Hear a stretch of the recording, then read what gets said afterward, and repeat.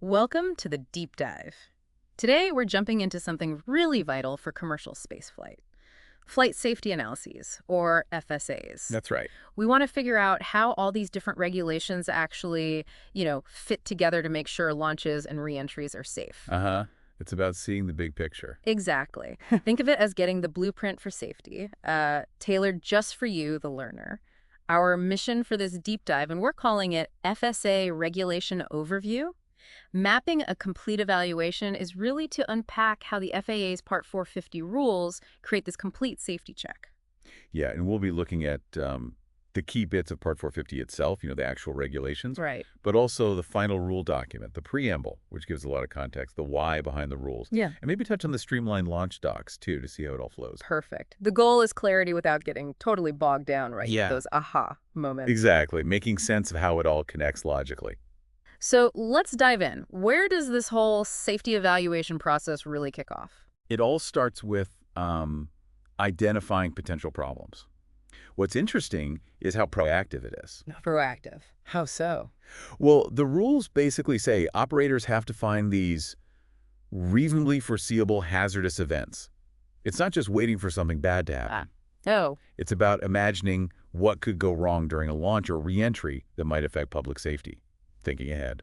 so you're constantly playing what if, and how do they make sure they keep finding new potential issues as things change, like with new rockets? Right, that's where another part comes in. Yeah. It says operators have to set up and document their methods for finding new hazards throughout the whole life of the system. The whole life cycle. Yeah, it's not a one-and-done thing. If they change the design or learn something new from flying or even just understand the environment better, they might spot new risks. That makes a lot of sense. Things change so fast in space. And what's the main goal for any single launch or reentry? The bottom line is, before any flight, the flight hazard analysis has to be complete, period. Complete. Okay. And crucially, every single hazard they identify in that analysis has to be mitigated, brought down to an acceptable level of risk, meeting those overall safety criteria. Identify the risks, reduce them to acceptable before you fly. Got it. And you said it's not just done once. Exactly. The rules emphasize updating this analysis continuously throughout the entire life cycle. Hmm. They even specifically broaden the wording to make sure it covers design changes, not just operational ones. So any tweak could trigger an update. Okay, so we're looking for what might go wrong. Mm-hmm. How are these hazards actually, controlled? What are the main strategies? Well, the regulations mention several hazard control strategies, things like flight abort. Right, stopping the flight if needed. Exactly, stopping it in a controlled way. Then there's physical containment, maybe keeping people clear of certain areas. Makes sense. For unguided suborbital rockets, there's something called wind weighting. Wind weighting. Yeah, because they don't have active guidance, wind can really push them off course. Yeah. So you have to carefully calculate and account for that effect. Ah, okay. And fundamentally, the flight safety analysis itself is a core strategy for understanding and controlling the hazards. Which brings us right to the FSA itself. Quantifying the risk. How do these analyses actually put numbers on things? What do they have to cover? Well, the scope is pretty broad. For an orbital launch, the FSA needs to look at everything from liftoff right through getting into orbit, and then what happens to all the parts that come off where they impact or land. So boosters falling, fairings. All of it. And for suborbital, it's liftoff through impact or landing of all the components too, a complete life cycle look for each flight. It's not just the main vehicle then, it's everything. What about the flight path? The trajectory analysis? Oh, absolutely key. They need trajectory analysis for both the normal expected flight and for when things go wrong, malfunctions. Okay, two types. For the nominal flight, it has to account for variability, like known pre-flight conditions that might cause small deviations. Think slight weather variations. Right. And also uncertainty, the random, unpredictable stuff, like a sudden wind gust you didn't see coming. Variability is known unknowns. Uncertainty is unknown unknowns. Sort of? Kinda, yeah, that's a decent way to put it. And for the malfunction trajectories. What about those? That analysis needs to look at anything that could significantly change how the vehicle flies, from the moment something goes wrong until it, either breaks up, hits the ground, or somehow still makes it to orbit. It's about understanding all the ways it could go off course. Wow. And I bet debris is a huge part of that malfunction analysis. Huge. Debris analysis is critical. You have to figure out what kind of hazardous debris might be created both in normal flight, maybe staging events, and especially during malfunctions. Like if the flight safety system activates. Exactly, or if it hits the ground intact and breaks up. Yeah. You need to characterize that debris size, shape, how it flies, how dangerous it might be, quantitatively. That sounds incredibly complex, predicting how things break apart and where bits go. It is. One of the big challenges is just the sheer number of ways things could fail and break up, Yeah. and then how those pieces fly through the air, how far they go, the impact energy. Yeah, a lot of variables that you figure out the debris. Then what? What about people on the ground? That leads directly into population exposure analysis. You look at the whole area where there's a significant chance of hazardous debris impact and figure out where people actually are within that area. Mapping the risk onto the population. Precisely. And following from that, there's the flight hazard area analysis. This defines the zones, land, sea, airspace that might need to be cleared or restricted during the operation. Like the keep out zones we hear about. Exactly. And this considers all those hazardous events, the broader term now, and all hazardous debris. Okay. What if the rocket uses really nasty stuff like toxic fuel? Good question. If it uses toxic propellants, and that usually excludes things like kerosene unless the FAA flags it, then a specific toxic hazards analysis is required. What does that involve? Looking at harmful concentration levels, how the toxic cloud might spread, defining that hazard area, considering the weather's role, and identifying who might be exposed. Okay, so we know what could happen, how bad it could be, and who's at risk. How does the likelihood of failure get factored in? The probability. Right, that's absolutely crucial. The FSA has to include an assessment of the vehicle's failure probability for each hazard for each phase of flight. How do they even estimate that, especially for new vehicles? It depends on the flight history. For vehicles with fewer than 2 flights, they have to look at data from similar vehicles launched under similar conditions. It's about leveraging related experience. Okay, using analogies. Yeah. But for vehicles with 2 or more flights, they have to use statistically valid methods based on all the previous flights of that specific vehicle, including any mishaps or anomalies. It forces learning from actual data. So the more you fly, the more data-driven the probability becomes. Exactly. And other things influence that probability too, like the design itself, how rigorous the testing and integration were, and even the experience level of the teams involved. Makes sense. Experience counts. And there was something about observed versus conditional failure rates. What's that? Ah, yeah. That's about looking at failure probability in a more nuanced way. You consider the overall observed rate, how often has this type of thing failed in the past, Right. but also the conditional rate.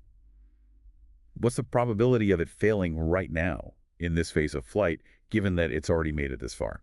Oh, interesting. So the risk might change during the flight. It could. The rule generally assumes a constant conditional rate per phase, unless there's strong evidence otherwise for that specific vehicle. But it forces you to think about risk dynamically. Okay, so we have this detailed risk picture. What could happen? How bad? How likely? What about the actual hardware and procedures designed to prevent bad outcomes, like safety systems? Definitely. Flight safety systems, FSS, and flight abort capabilities are key hazard controls, especially, as the regs note, for protecting against really high consequence events. Flight abort is critical if the vehicle goes way off track. And I assume those FSS have to be super reliable. Incredibly. If the potential consequences of a failure are high enough based on a metric called conditional expected casualty, or CEC, then the FSS needs a design reliability of 0.999 at 95% confidence. Wow, 3 nines. That's demanding. It is. It reflects how seriously the FAA takes potential public impact. It drives extremely rigorous design and testing for those systems. And beyond the FSS, what else ensures the vehicle systems are safe? Well, there are requirements for designing, testing, and documenting all safety-critical systems. The focus is on robust design, making sure no single credible fault increases public risk. No single point of failure leading to catastrophe. Essentially, yes. And that includes testing under all the environmental conditions the system will face. Plus, there are specific rules for computing system safety, scaling the rigor based on how critical the system is. It's not just the hardware, though, is it? People are key. Absolutely vital. The rules require qualified personnel for safety-critical jobs, properly trained, demonstrably competent. And there are even rules about work shifts and rest, making sure people aren't fatigued when doing safety-critical work. Plus things like managing radio frequencies to avoid interference with safety systems. This is incredibly thorough. How does an operator actually get all this analysis approved by the FAA? What's that process like? It often starts early. with pre-application consultations. The company talks to the FAA, discusses their plans, how they intend to do the safety analysis. It helps smooth out the process later. Like getting early feedback. Exactly. Saves time and rework, and they don't necessarily have to submit everything at once. Wow. No, the rules allow for incremental review. An applicant might submit parts of their safety case for review while still working on other sections. Adds flexibility. So the FAA reviews these submissions. What are they checking against? They're looking at the applicant's proposed means of compliance, how they plan to meet each requirement.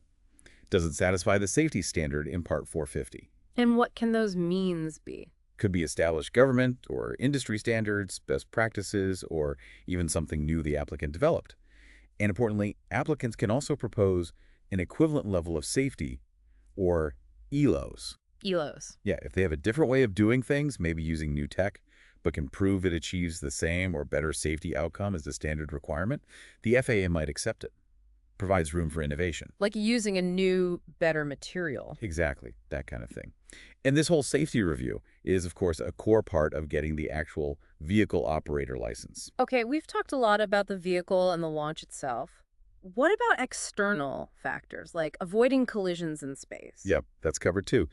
There are requirements for Launch Collision Avoidance Analysis, LCOA, LCOA. making sure the rocket, its parts, and payload won't hit existing satellites or debris, maintaining safe distances or having a very low collision probability. And what about planes? Airspace safety. That involves issuing notices to airmen NOCAMs to warn pilots about the restricted airspace during operations. Plus, agreements might be needed with landowners if property access is required for safety. Hmm. And let's not forget environmental reviews under NEPA, the National Environmental Policy Act. The FAA handles that aspect too. It really is a comprehensive picture. But space tech moves so fast. How do these regulations keep up? Are they adaptable? They're designed with some adaptability, yes. The FAA can modify a license anytime if needed to ensure safety. Okay. Operators can also request modifications if their systems or operations change.